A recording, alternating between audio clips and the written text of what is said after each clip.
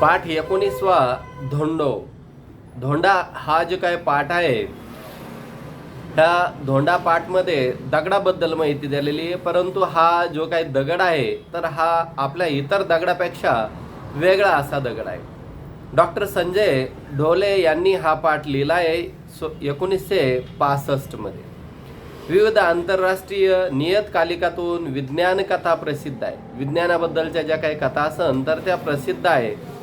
प्रतिशोध, प्रेमाचा रेणू, आश्मजीव, संकरित, अंतराळातील मृत्यू हे विज्ञान कथा त्यांनी लिहून ते प्रसिद्ध देखील आहेत. राजू हा एक खोडकर पण जिज्ञासू वृत्तीचा मुलगा आहे. त्याला वेगवेगळ्या प्रकारची दगडधोंडे गोळा करण्याची आवड होती. एके दिवशी रात्रीच्या वेळी राजूला एक अनोखा असा दगड मिळतो आणि अनोख्या दगडाबाबतची माहिती या काल्पनिक विज्ञान कथेतून इथं आपल्याला सांगितली आहे. राजू चौकस बुद्धीचा आणि जिज्ञासू मुलगा असल्यामुळं सतत काही ना काही नवीन उद्योग करणारा तो मुलगा होता. खूप प्रश्न विचारून समोरच्याला भेडसावणारा अशी त्याची बुद्धी होती. तर एका भागिले एक किती होतील, तर 0 भागितला 1 म्हणजे किती होतील, यात फरक काय, सूर्याचं तापमान किती असेल, असे अनेक प्रश्न भंडावून सोडणारा हा राजू रस्त्यात त्याला काही नवीन वस्तू अथवा प्राणी दिसला की तो त्यातच रमत असत. आजही राजूला शाळेतून येण्यासाठी असाच नितांत मोकळा वेळ मिळाल्याच्या नंतर राजूला काही अनोखा असं करायला मिळणार आहे. शाळेतून येताना नेहमीप्रमाणे राजूचे मित्र पुढे निघून गेले आणि संधीप्रकाश अंधुक होऊ लागला. राजू एक दगड उचलून बॉलिंग करावी असा रस्त्याने त्याला फेकायचा मनामध्ये विचार आला आणि अचानक एका गुळगुळीत दिसणारा, स्पर्श करणारा खरखरीत दगड राजूच्या हाती आला. आता दगड हाती आल्याच्या नंतर तो आपली कला करून दाखवण्यासाठी तत्पर झाला. त्याने तो नेहमीप्रमाणे फेकला, पण तो घरंगळत न जाता उड्या मारत जाऊ लागला. अपेक्षापेक्षा खूपच अंतरावर जाऊन तो थांबल्यामुळे गाडीला ब्रेक लावा तसा राजूला आश्चर्य वाटलं. तो थोडा वेळ थबकला. जास्त बल न लावता फेकलेला दगड एवढ्या लांबपर्यंत कसा गेला. त्यानं दुसरा धोंडा उचलला, जोर लावून त्याला फेकलं, पण पूर्वीच्या फेकलेल्या गुळगुळीत धोंड्यापेक्षा न पोहोचलेला पाहून राजू थोडा धास्तावला. त्याला आश्चर्य वाटलं की ह्या दोन्ही दगडामध्ये काय फरक असावा. त्याला काहीच कळत नव्हतं. हा अनुभव त्याला वेगळाच होता. काय करावं त्याला सुचत नव्हतं. कदाचित आपला हा भ्रम असू शकेल. हा धोंडा फेकला किंवा आपण पुन्हा फेकून याचा प्रयोग करून बघू. यावेळेस तो गुळगुळीत दिसणारा व खडखडीत वाटणारा धोंडा त्यानं उचलून पूर्वीपेक्षा खूपच कमी बलानं फेकून पाहिला होता. चेंडू जसा उड्या मारत जातो, खोडकर मुलं तशी उड्या मारतात आणि पळतात, तसाच तो धोंडा पूर्वीपेक्षा उंच उड्या मारत न थांबला आणि पुढे पुढे जाऊ लागला. राजूला या नवीन धोंड्याची थोडी गंमत वाटली. एक नवीन खेळच आपण हाती लागल्याचा आनंद त्याच्या चेहऱ्यावर दिसत होता. हा धोंडा काहीतरी विलक्षण असल्याची जाणीव राजूला होऊ लागली आणि तो त्याच्या स्वप्नामध्ये रंगायला लागला. शाळा सुटून बराच वेळ झाला होता. अंधार दाटून आल्याने हा खेळ राजूला थांबवावा लागला. तो विलक्षण धोंडा त्यानं उचलला. अजून आणि वेगवेगळ्या करामती त्याने करून पाहिल्या. त्या धोंड्यासोबत त्याला जो काही आनंद येत होता तो गगनात न मावणारा आणि त्याच्यात मनात न सामावणारा असा आनंद त्याच्या मनामध्ये होता. वेगळ्या प्रकारचे दगड त्याने गोळा केले होते. राजू घरी आला. घरी नेहमीप्रमाणे त्याचं स्वागत होणार होतं. राजूचे वडील बाबा पाटील कडक शिस्तीचे आणि कराराचे होते. घरी येताच बाबांचा करडा स्वर राजूच्या कानी पडला आणि जोरात धाडकनिशी ते बोलले, एवढा वेळ कुठे होतास? राजू, कुठे होतास इतका वेळापर्यंत? शाळा सुटल्यानंतर मी खेळत होतो. काय खेळत होतास? दगड धोंडे बाबांचे वैतागलेले स्वर राजूने ऐकले. हो, राजूचा होकार आला, कारण राजूची चूक झाली होती. घरी यायला उशीर झाल्याने राजूला काहीसं बोलावं कळत नव्हतं.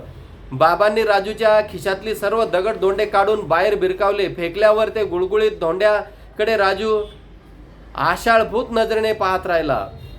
रात्र बरीच झाली होती, पण राजूला झोपच येत नव्हती. बाबांची बाहेर फेकलेला तो गुळगुळीत धोंड्यांचा त्यांच्या डोळ्यासमोर येत असलेला खेळ त्याच्या डोळ्यासमोर दिसत होता. आजूबाजूला पाहत तो बाहेर पडला.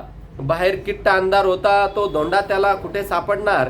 तरी देखील बाबांनी जिथे ते सर्व दगड धोंडे भिरकावले होते, फेकून दिले होते, त्याकडे राजूचे लक्ष लागले होते आणि राजूला ते धोंडे गोळा करून आणायचे होते. ती जागा त्याने शोधून काढली, पण तो धोंडा सापडेना. राजू कष्टानं उठला.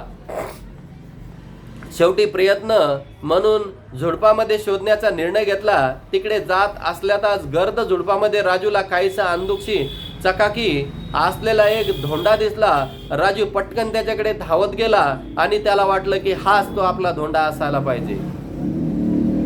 म्हणजेच रात्रीच्या वेळी हा असा दिसतो. तर कुठंतरी भीती न बाळगता राजूनं झुडपात हात घालून तो धोंडा काढला.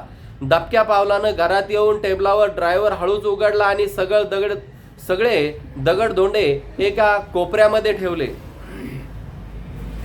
सकाळी उठल्यावर राजूनं टेबलावर संपूर्ण ड्रावर उघडला. धोंड्याबरोबरच सोबत ठेवलेले इतर 3-4 दगड त्याला सापडले नाहीत. राजूनं धोंड्याकडे निरखून पाहिलं.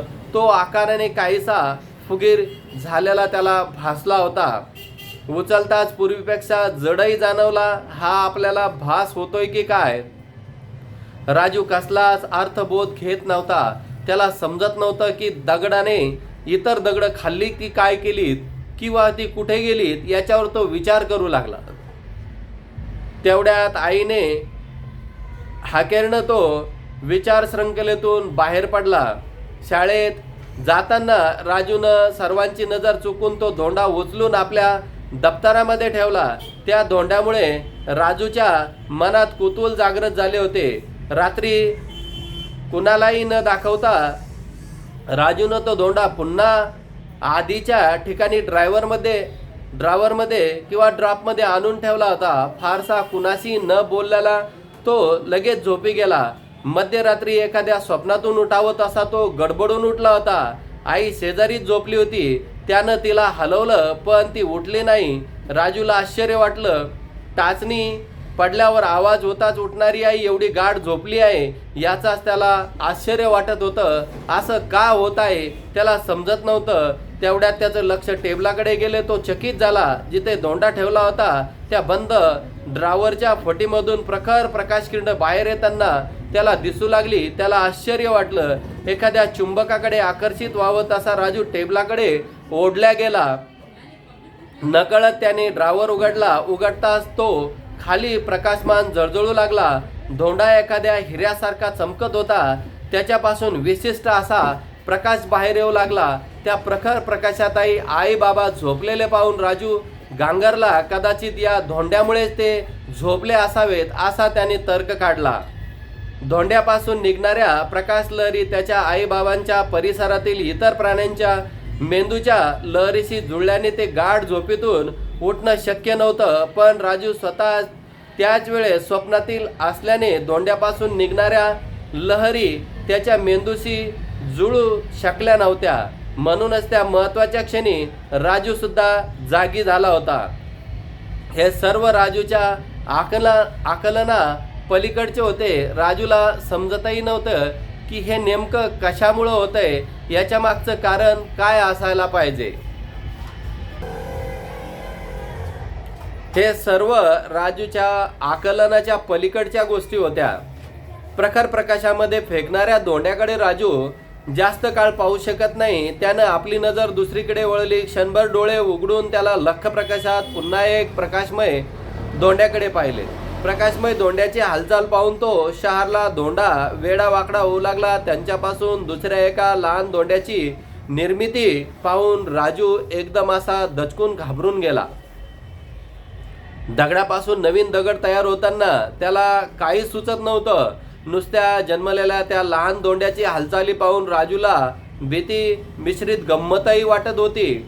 छोट्या धोंड्याला स्पर्श करण्याचा मोह त्याला झाला, पण त्याने टाळला. 2 प्रकाशमय धोंडे त्याला आता स्पष्ट दिसत होते. धोंड्याची प्रकाश हळूहळू लुप्त होताना नाहीसा होताना त्याने पाहिला. तसा राजूच्या मेंदूवर झोपेचा अंमल चढू लागला. सकाळी उठताच रात्रीच्या स्वप्नातील प्रसंग राजूला आठवला. तसाच वेगाने तो टेबलाकडे धावला. आत एक लहान व दुसरा मोठा दोंडा पाहून त्यांचं हृदय धडधडू लागलं. त्याला खूपच आश्चर्य वाटलं की एका दोंड्यापासून दुसरा दोंडा तयार झाला आहे. रात्री आपण जे काही पाहिलं होतं ते खरंच असल्याची त्याला खात्री पटू लागली. त्याच्यावर त्याचा विश्वासही बसू लागला. दोन्ही दोंडे त्याने खिशात टाकले. राजू शांतपणे आपली तयारी करून शाळेत निघून गेला. शाळेत येताच राजूनं शिक्षकांना मित्रांना त्या दोंड्याविषयी सांगण्याचा प्रयत्न केला, पण त्याचा हा नेहमीचा विचित्रपणा असेल असं म्हणून सगळेजण ते गोष्टी टाळू लागले. तो निराश झाला. कुणीच ऐकत नाही म्हटल्यावर त्याची जास्तीच घालमेल होऊ लागली, पण त्याला समजतही नव्हतं काय करावंसं. तो अस्वस्थ झाला. त्याच दिवशी शाळेत विज्ञान मंडळातर्फे प्रसिद्ध कथाकार व विज्ञानाचे प्रसिद्ध असे व्याख्याते आणि संशोधक अनिल घोटे यांचे व्याख्यान होते. त्या अंतराळासोबत परिग्रहावरील जीवसृष्टी संबंधी कथा त्यांनी सांगितली. राजूनं त्यांची कथा बारकाईने ऐकली. त्यानंतर राजूचा संपूर्ण दिवस अस्वस्थ अवस्थेमध्ये गेला. त्यातच त्यानं एक ठाम निश्चय केला. राजूच्या ठाम निश्चयाला त्याच्या बाबांचाही पाठिंबा मिळाला. राजूच्या शाळेतील पाटील सरांनी राजू व त्यांच्या बाबांना प्रसिद्ध शास्त्रज्ञ डॉक्टर अनिल घोटे यांच्याकडे घेऊन गेले. कारण ह्या दगडाचा प्रकार काय आहे, या दगडामधून एक नवीन दगड कसा तयार झाला असावा आणि ह्या दगडामधून काय असा अद्भुत चमत्कार आहे की तो उड्या मारतोय, घरंगळत जातोय, इतर दगडापेक्षा जास्त ग्रॅव्हिशन्स पॉवर त्याच्यामध्ये असल्याचं निदान करण्यासाठी त्यांच्या मनामध्ये घालमेल होत होती. त्यानंतर काही दिवसांनी डॉक्टर अनिल मेटे यांच्या समवेत त्यांचे शास्त्रज्ञ मित्र डॉक्टर कसबे व डॉक्टर पंडित हे सोबत आलेले आहेत. आणि त्यांनी काय केले, राजूच्या शाळेमध्ये आल्याच्या नंतर पाटील सरांनी शाळेतील सर्व मुलांना पाहुण्यांची ओळख करून दिली. श्री घोटे बोलू लागले, राजू अतिशय चलाख आणि चाणाक्ष व हुशार मुलगा आहे. कुठल्याही गोष्टींचा पाठपुरावा करण्यासाठी त्यांची नैसर्गिक प्रवृत्ती असावी लागते, ती राजूकडे आहे. कुतूहलापोटी जमलेल्या धोंड्याविषयी सांगण्यासाठी राजू हा 6 दिवसापूर्वी त्यांच्या मित्रा व बाबाबरोबर माझ्याकडे आला होता. त्यांच्या हातात धोंडे पाहून मलाही प्रथम त्यांच्याविषयी शंका आली, पण पुढे धोंड्याविषयी अनुभव त्यांनी माझ्याजवळ सांगितला. त्यांनी मीही शहारलो. त्याच रात्र आम्ही प्रसिद्ध शास्त्रज्ञ डॉक्टर कसबे व डॉक्टर पंडिताकडे गेलो. डॉक्टर घोटेंनी यावर कटाक्ष टाकला होता. पुढचा प्रसंग तुम्हीच सांगा असा निर्देश करत डॉक्टर घोटे थांबले आहेत. डॉक्टर कसबे सांगू लागले की राजूने सांगितलेल्या अनुभवानं आम्ही चक्रावलो आहेत. आमच्या समोरचे दोन धोंडे त्यांनी आमच्या समोर ठेवले होते. त्या रात्री आम्ही संशोधनाला सुरुवात केली. हा आमचा छोटा राजू आमच्या बरोबर होता. त्या धोंड्यातून आम्हाला धक्कादायक माहिती मिळाली. हे धोंडे दूरवर असलेल्या परग्रहावरील सजीव प्राणी म्हणून ओळखले जात होते. आपल्यापेक्षा कित्येक पटीने बुद्धिमान असेच धोंडे अमेरिकेच्या एका प्रांतात सापडल्याची नुकतीच बातमी आली आहे. या धोंड्यामध्ये पृथ्वीवरील सजीवाबरोबर निर्जीव वस्तू गिळंकृत करण्याची क्षमता होती. म्हणजे काही निर्जीव वस्तू असू द्या, यांचं जेवण होतं ते खाऊन टाकायचे. अगदी दगडांना सुद्धा त्यानंच त्यांचा उदरनिर्वाह होत आहे. म्हणजे त्यांचं जेवणच हे इतर खाणं आहे. तर पर्यायानं प्रजन क्षमता वाढून त्यांच्यापासून दुसऱ्या धोंड्याची निर्मिती होऊ लागली. राजूने शोधलं नसतं तर काही वर्षातच मानवाचं उच्चाटन झाल्याखेरीज राहिलं असतं. ह्या पृथ्वीवरील सर्व गोष्टी या धोंड्याने खाऊन टाकल्या असत्या आणि त्यांची प्रजाती वाढली असती. त्यासाठी धोंड्याचा नायनाट करणं आवश्यक होतं. त्यात आम्ही यशस्वी झालोय. याचं सर्व श्रेय राजूलाच मिळतं आहे. त्यामुळेच पृथ्वीवरील अनिष्ट असं टळलं आहे. राजूला जे काही चमत्कारी धोंडा सापडला होता, एका धोंड्यापासून दुसरे धोंडे तयार होणं आणि पृथ्वीवर या इतर ग्रहाच्या धोंड्यांची निर्मिती वाढणं, अमेरिकेत सुद्धा असे काही धोंडे सापडल्याचे शास्त्रज्ञांनी सांगितलं आणि त्या शास्त्रज्ञांनी या दोन्ही धोंड्याला नष्ट करून पृथ्वीवरील या धोंड्याचा वाढ होण्यापासून रोखलं आणि याचं श्रेय सर्वस्व राजूला जातं असं यांनी सांगितलंय.